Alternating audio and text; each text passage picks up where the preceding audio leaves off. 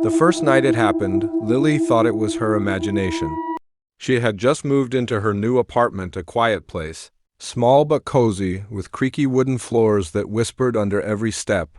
Around 2 a.m., she woke up to the sound of something moving beneath her bed. A slow drag, like fingers brushing the floorboards. She froze. Her breathing quickened. For a long moment, silence filled the room. Then came a whisper, soft, fragile, like a child trying to mimic her voice. "Lily, are you awake?" She didn't move. Didn't breathe. The voice came again, this time from under the bed. "Lily, look under." Her heart pounded so loudly she thought it might give her away. She pulled her blanket higher, staring at the ceiling, refusing to look down. Minutes passed. Hours, maybe. The whisper stopped. In the morning, she told herself it was a dream. Maybe the pipes. Maybe exhaustion. But when she knelt to pick up her fallen phone, she noticed something on the floor, a small handprint, smudged in dust right where her head had been resting above. The next night it returned. "Lily, it's cold down here." The whisper was trembling now, sad, almost human. This time she couldn't ignore it. With shaking hands, she leaned over the bed, holding her phone light down. Empty. She exhaled in relief until something under the blanket behind her moved. Slowly, she turned her head. A hand, small, pale, cold, slid out from beneath her pillow.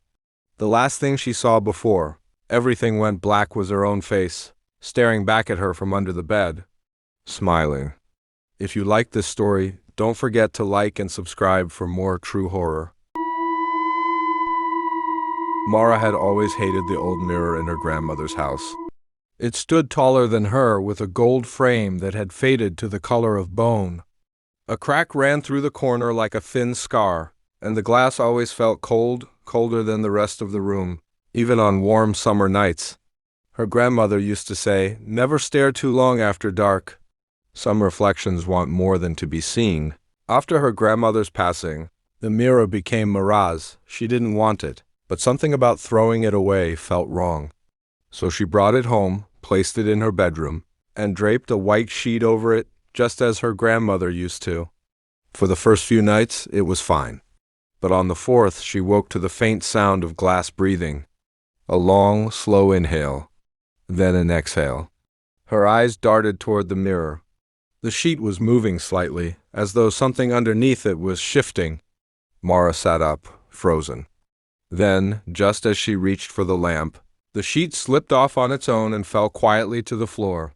Her reflection was standing there, but it wasn't following her movements. It was just staring, eyes wide, pale, and unblinking. When Mara raised her hand, her reflection didn't. When she turned away, it smiled.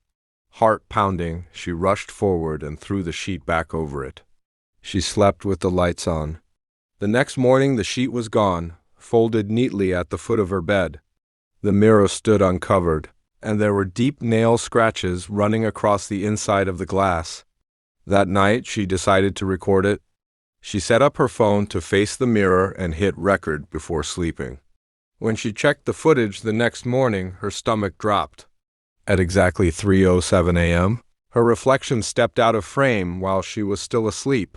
It leaned over her, standing at her bedside for more than an hour before slowly walking back into the mirror. Terrified, she tried covering it again, but every morning it would uncover itself. One night, she gathered her courage and spoke aloud, "What do you want from me?" The reflection smiled and whispered through the glass, "To take your place." The lights flickered violently. The air turned icy cold. She backed away as the crack across the mirror spread, forming a jagged web. Her reflection raised its hand, and from the other side, pressed against the glass. Then silence. When the neighbors found her room the next morning, there was no sign of Mara. The only thing there was the mirror, perfectly clean, the crack gone. And in the reflection, a woman was trapped inside. Her mouth open in a silent scream, pounding against the glass, begging to get out. If you like this story, don't forget to like and subscribe for more true horror.